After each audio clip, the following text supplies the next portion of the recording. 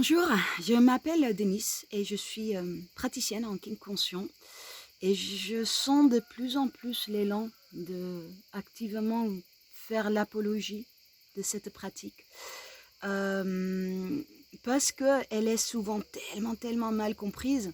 Ce que moi j'observe dans mes pratiques, dans ce que je vis avec les gens qui viennent me voir, ce que je vis dans mes expériences intimes à moi, c'est tout le contraire de la réputation que peut avoir les kinks ou les kinks conscients. C'est souvent même plus ou moins mis sur les mêmes tas. Je pense qu'il n'y a pas beaucoup de gens qui comprennent même la différence.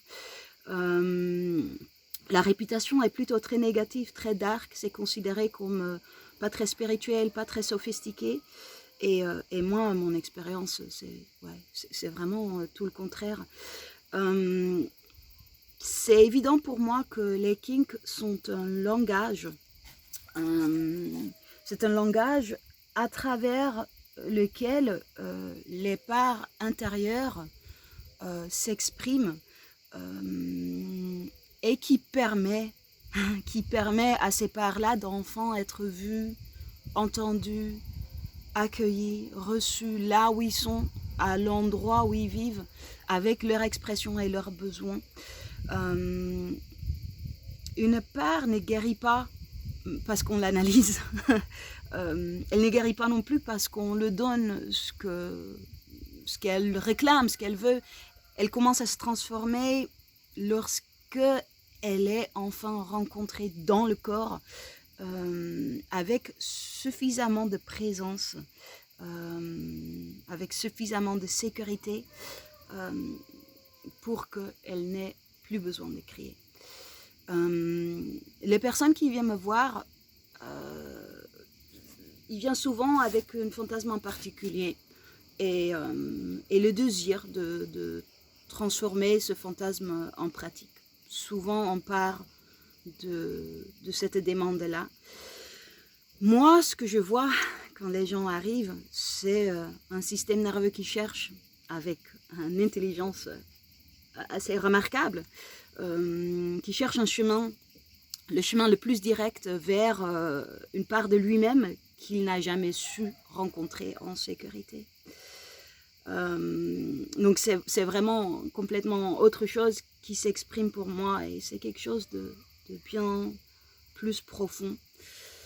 Pour moi, le corps-esprit n'a jamais tort. S'il y a une demande dans le système, c'est que il y a un sens à cette demande.